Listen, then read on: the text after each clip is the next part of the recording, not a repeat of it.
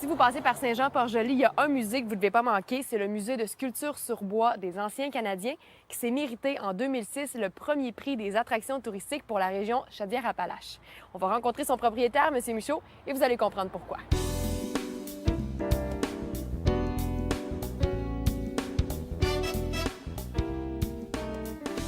Le musée des Anciens Canadiens, c'est un musée de sculpture sur bois. C'est toutes des pièces de collection, des murales, des pièces grandeur nature.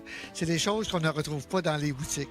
Vous avez également dans le musée l'histoire du tissage d'Émilie Chamard, l'histoire des bateaux de Leclerc, l'histoire de la sculpture sur bois, à partir des frères Bourgault, les pionniers, à venir jusqu'à la nouvelle génération.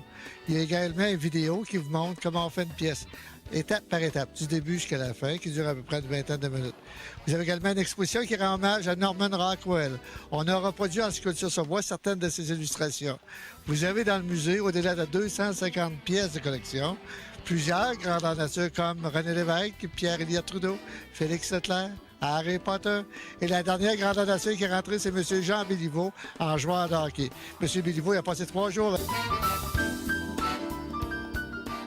Tous les sculpteurs qui ont marqué Saint-Jean-Port-Joli, on a toutes des pièces d'eux autres dans le musée. C'est tout du monde de la région. Il y a 3 pièces dans le musée qui ne sont pas d'artistes de la région. Parce que c'est vraiment des pièces exceptionnelles.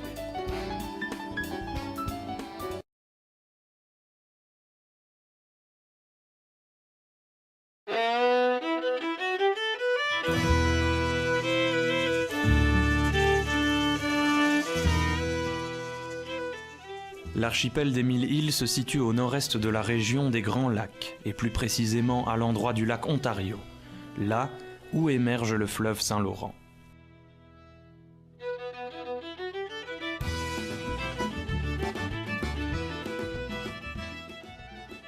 Cet archipel s'étend sur 80 km en aval de Kingston.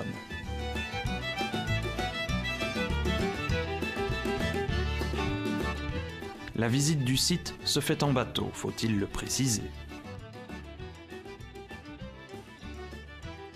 Cependant, elle peut être faite aussi en kayak, un excellent moyen de lier le sport et la découverte.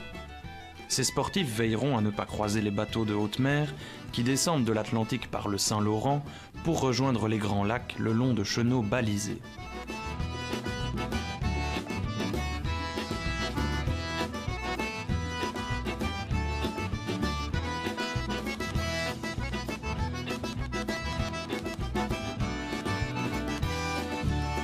Les îles canadiennes se trouvent dans la province de l'Ontario et les îles américaines dans l'État de New York. La pression des plaques tectoniques a fait surgir ces dômes de granit rose voilà quelques 600 millions d'années.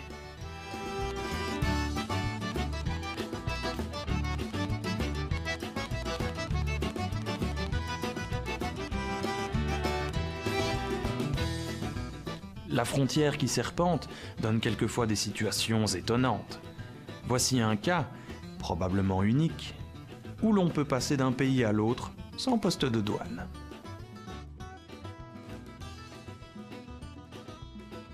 Toutes les îles ne sont pas habitées, et c'est là qu'on peut y voir planer un pigargue à tête blanche ou une famille de tortues qui se chauffent au soleil.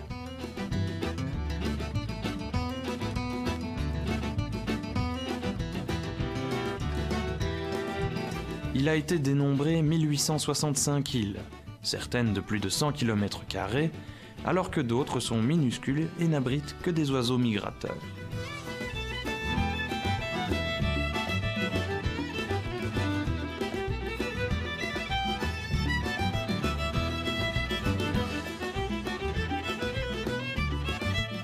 Pour qu'une île puisse être comptabilisée, des critères précis ont été établis.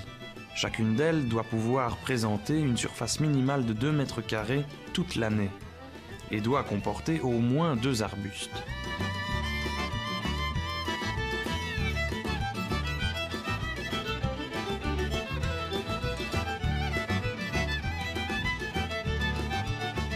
Quelques-unes des 1000 îles qui s'égrènent dans les méandres du fleuve sont loties de résidences d'été luxueuses, à l'image de l'extravagance américaine. On peut y voir des bâtisses opulentes, quelquefois loufoques, en passant par des modèles plus modestes, voire très modestes.